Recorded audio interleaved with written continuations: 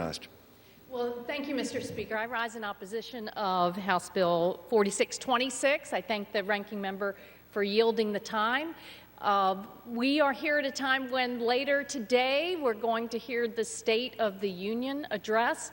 And based upon everything we know that the State of the Union things are very expensive, that our neighbors back home are suffering a real affordability squeeze. And when we're talking about energy especially, we know that 80 million Americans are struggling to pay their utility bills right now.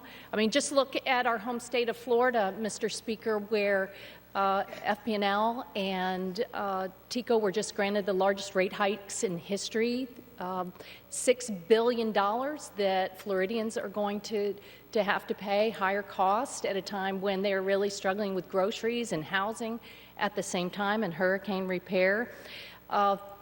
Across America, utility, electricity rate hikes are at about 13%, much higher in some places. We know that manufacturing jobs decreased last year in 2025.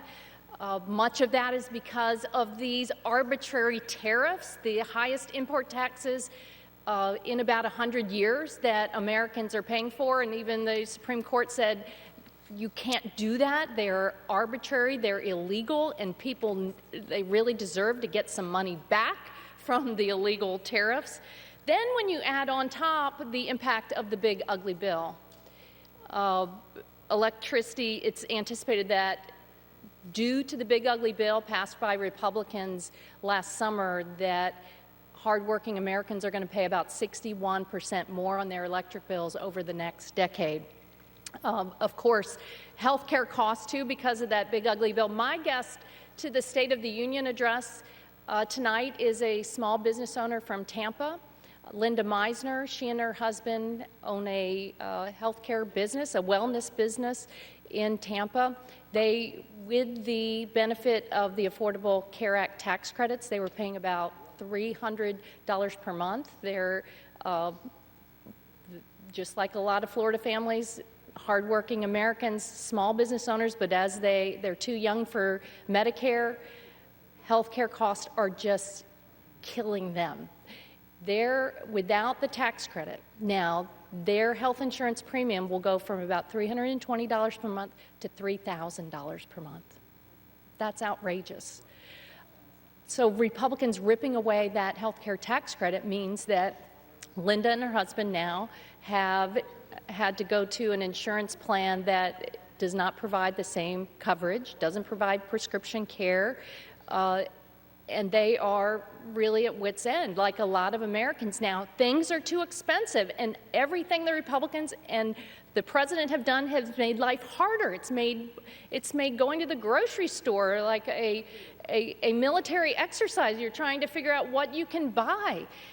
And then to add insult to injury, we should be working together on legislation that will help our neighbors back home. But what bills do the Republicans bring to the floor of the House today on the State of the Union? They bring a bill that is going to make things more expensive. They're going to make electricity bills more expensive. Energy efficiency standards are very popular. They are some of the most important tools that we have in helping to keep the pressure on lower electric bills. They have been a success. It used to be bipartisan energy efficiency standards for refrigerators and air conditioners and dishwashers, but that's gone by the wayside. I don't know why, except Mr. Pallone kind of shined a light on that high-powered corporations with all too much influence here in Washington, D.C. are calling the shots. Utility companies, oil and gas companies that want you to use more energy. They want you to consume more. They don't want you to be energy efficient. People really deserve better these days. So what does 4626, what does it do? It guts those energy efficiency standards that have saved the average American household about $6,000 over the last 10 years. In fact, Consumer Reports, a very well-respected and trusted organization, Consumer Reports, the Consumer Federation of America, they write Appliance efficiency standards ensure that any of the huge array of product choices available to consumers incorporate energy-saving designs and technology that help limit energy consumption and utility bills. Energy efficiency doesn't just directly save money, but it also puts downward pressure on utility rates. Energy efficiency gains have helped create a downward trend in household energy consumption over the past 20 years, reducing the amount of investments utilities have had to make, preventing costs that they would have otherwise passed on to consumers. While energy efficiency alone can't solve all energy affordability challenges, it plays an important role in helping to counterbalance rising electricity prices. Mr. Speaker, I ask unanimous consent to submit this letter from Consumer Reports, Consumer Federation of America, into the record. Without objection. Thank you, Mr. Speaker. The bill also says it would gut the ability of manufacturers, consumer groups, and others to arrive at consensus. Most of what happens when the Department of Energy goes to update energy efficiency standards is that everyone gets together and they work out a consensus that helps consumers save money but ensures that there's not a burden on business. And over time, technology has improved time and time again. Some of you are old enough to reflect on the very limited choices you had decades ago on your household appliance. Now you go shopping, you have wide consumer choice. And I know my friends on the other side of the aisle like to say, this is a mandate, they're telling you what to buy. That people are smart, they know better than that. When you go shopping, it's up to the consumer to decide, do I want the energy efficient model? Do I want the mid-size model? What benefits and what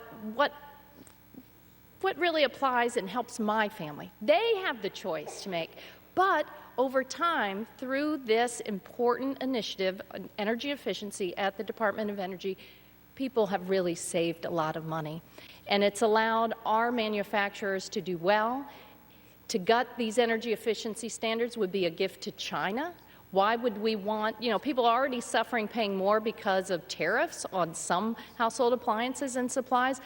Gosh, if you really want to help consumers save money, why don't we do something to get the tariff revenue back to hardworking Americans? A lot of the big businesses now are saying to the Trump administration, we want that tariff money back. But what would really be fair is to get that tariff money back to the hardworking Americans who paid those import taxes. Those illegal tariffs and arbitrary tariffs imposed by a president who liked to wield them for retribution, let's get back to the State of the Union, creating chaos and instability at a time when American families really need policymakers looking out for them and their wallets. In the end, again, Mr. Speaker, energy conservation programs have been a critical tool, a very valuable tool to our neighbors back home to help them save trillions of dollars over the past decades, saving hardworking Americans thousands of dollars per year, helping businesses save money. Why in the world, especially on the day of the State of the Union, in the middle of an affordability squeeze, would the Republicans be bringing another bill to the floor that is going to increase the cost of living for our neighbors back home? It's not right. I think Mr. Pallone is absolutely correct. People are out of touch in Washington, D.C. They listen too often to the loud voices of the powerful special interests and not to the hardworking Americans who are really suffering with higher costs. People deserve a whole lot better, Mr. Speaker. I hope they'll vote this bill down and get back to work serving the people who we represent. Thank you. I yield back. The gentleman from New Jersey reserves. The gentleman from Kentucky is recognized. Thank you, Mr.